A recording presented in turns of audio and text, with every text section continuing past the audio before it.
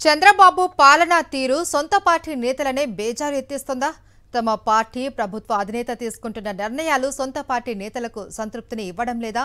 అందుకే ఆ పార్టీలోని సీనియర్ నేతలు చంద్రబాబు పాలనపై ఆక్షేపణలతో కూడిన అభిప్రాయాలను కుండబద్దలు కొట్టినట్లుగా చెబుతున్నారా? తాజాగా ఆ పార్టీ సీనియర్ నేత మాజీ మంత్రి వడ్డే శోభనాద్రీశ్వరరావు చేసిన కామెంట్లపై రాజకీయ వర్గాల్లో జోరుగా చర్చ జరుగుతోంది. ఏపీలో చంద్రబాబు పాలనపై తిరుగుబాటు మొదలైంది. సొంత పార్టీ నేతలే చంద్రబాబు పాలనపై విరుచుకుపడుతున్నారు. తాజాగా టీడీపీ సీనియర్ నేత మాజీ మంత్రి వడ్డే శోభనాద్రీశ్వరరావు చంద్రబాబుపై చేసిన విమర్శనాత్మక వ్యాఖ్యలు టీడీపీలోనే కాకుండా రాజకీయ వర్గాల్లో చర్చనీయాంశంగా మారాయి.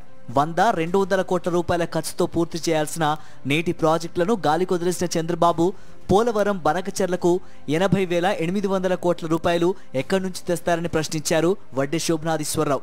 ఎవరిని ఉద్ధరించేందుకు బనకచెర్ల కార్పొరేషన్ తెస్తారని నిలదీశారు. ఇది ప్రజాప్రభుత్వమా లేక అదానికి అంబానీకి ఊడిగం చేసే ప్రభుత్వమా అని ప్రశ్నించారు. చిన్న చిన్న స్కీములు 200 కోట్లు 240 కోట్లు అయిపోయి ఉన్నాయి.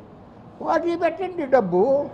వాటికి పెట్టకుండా పోలవరం బనకచెర్ల 80,800 కోట్ల రూపాయలు ఎక్కడి నుంచి తెస్తావు చంద్రబాబు నాయుడు గారు అని అడుగుతా ఉన్నా. కార్పొరేషన్ పెడతారా? కార్పొరేషనా అంటే ఎవరిని బాగు చేయటానికి చెప్పండి. ఎవరి తాతగాడి సొమ్ము? ఇది ప్రజాస్వామ్యమా? ప్రజల చేత ప్రజల కొరకు ప్రజల చేత పాలించబడేటటువంటి ప్రభుత్వమా లేక కార్పొరేట్లు అదానికి అంబానీకి ఊడిగించేసేటటువంటి ప్రభుత్వం అని చెప్పి ప్రజలు ఈనాడు ప్రశ్నించాల్సినటువంటి సమయం వచ్చిందని చెప్పి నేను మనవి చేస్తూ ఉన్నాను.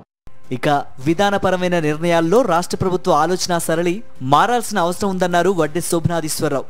విజయవాడకు మళ్లీ వరద వస్తే పరిస్థితి ఏంటని ఆయన ప్రశ్నించారు. కేంద్ర ప్రభుత్వ సంస్థలు హెచ్చరిస్తున్నా ఎందుకు పట్టించుకోవడం లేదని నిలదీశారు.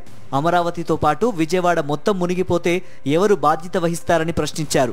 నష్టం మొత్తం జరిగిన తర్వాత చంద్రబాబు బస్సులో వచ్చి పరిశీలిస్తే ఏమొస్తుందని మండిపడ్డారు శోభనాద్రీశ్వరరావు. మళ్ళీ ఒకవేళ అటువంటి వరద వస్తే మొత్తం కృష్ణానది అటు ఇటు అమరావతితో సహా మొత్తం కూడా అసలు ఎంత నష్టం జరుగుతుందో, ఎంత ప్రాణ నష్టం జరుగుతుందో, ఎంత ఆస్తుల నష్టం జరుగుతుందో లెక్కక అందదు. అటువంటి దానిని కేంద్ర ప్రభుత్వం యొక్క సంస్థ హెచ్చరిస్తూ ఉన్నా ఎందుకు మీకు పట్టించుకోవట్లేదు చంద్రబాబు నాయుడు గారు అని నేను సూటిగా అడుగుతూ ఉన్నా. ఏం చేస్తున్నారు మీ ఇంజనీరింగ్ డిపార్ట్మెంట్ వాళ్ళు? రేపు ఏదైనా జరిగితే ఎవరు బాధ్యత తీసుకుంటారు? వస్తారు మీరు ఏమంటే బస్సులో వస్తారు, అక్కడ కూర్చుంటారు, చూస్తారు, అంతా జరుగుతాను. మీడియా బ్రహ్మాండంగా ఫోకస్ చేస్తుంది. జరిగిన నష్టాన్ని ఎవరు పూడుస్తారు అని నేను అడుగుతా ఉన్నా. వైద్య ఆరోగ్య శాఖలో ఖాళీగా ఉన్న 26,000 పోస్టులు భర్తీ చేయకుండా నియోజకవర్గానికో మల్టీ స్పెషాలిటీ హాస్పిటల్ కడతామనడం హాస్యాస్పదంగా ఉందన్నారు శోభనాద్రీశ్వరరావు. 5 ఏళ్లు సీఎంగా ఉన్న జగన్ ఏమీ చేయలేదని ఆరోపించిన చంద్రబాబు 14 ఏళ్లలో ఏం చేశారని ప్రశ్నించారు. ఏపీలో ఇప్పటికే 6 ఎయిర్పోర్ట్లున్నాయని ఇంకా ఎన్ని పెడతారని నిలదీశారు. ప్రతి నియోజకవర్గంలో 100 నుంచి 300 పడకల multi speciality super speciality hospitals పెడతాము అంటున్నారు. రాష్ట్రంలో మొత్తం ప్రభుత్వ మెడికల్ అండ్ హెల్త్ డిపార్ట్మెంట్లో 26,000 పోస్టులు ఖాళీగా ఉన్నాయి. కుండలో ఉండి బిడ్డ దుడ్డులాగా పెరగటం ఎట్లా సాధ్యపడుతుందండి? 14 ఏళ్ళు ముఖ్యమంత్రిగా ఉన్నారు కదా చంద్రబాబు నాయుడు గారు. 5 ఏళ్ళు ముఖ్యమంత్రిగా ఉన్న జగన్ రెడ్డి అది చేయలేదు, ఇది చేయలేదు, అది చేయలేదు, ఇది చేయలేదు సంవత్సరం నుంచి కొడతానే ఉన్నారు కదా. మీరేం చేశారు? ఇప్పటికి ఆంధ్రప్రదేశ్లో 6 ఎయిర్పోర్ట్లు ఉన్నాయండి. మన గవర్నమెంటు ఇప్పటికే 6 ఉండగా ఇంకా 8 పెట్టాలని చెప్పి ప్లాన్ చేస్తున్నారు.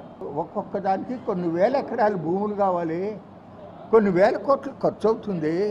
ఇంత డబ్బు వాటి మీద ఖర్చు పెట్టాల్సిన అవసరం ఏంటి వాళ్ళని నేను అడుగుతా ఉన్నాను.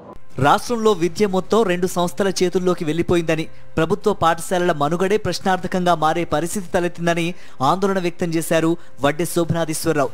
అవసరమే లేని విజయవాడకు మెట్రో రైలు ఎందుకని చంద్రబాబును ప్రశ్నించారు. పిచ్చి పిచ్చి ఆలోచనలు మానుకొని ప్రజలకు ఉపయోగపడే పనులు చేయాలని చంద్రబాబుకు సూచించారు శోభనాద్రీశ్వరరావు.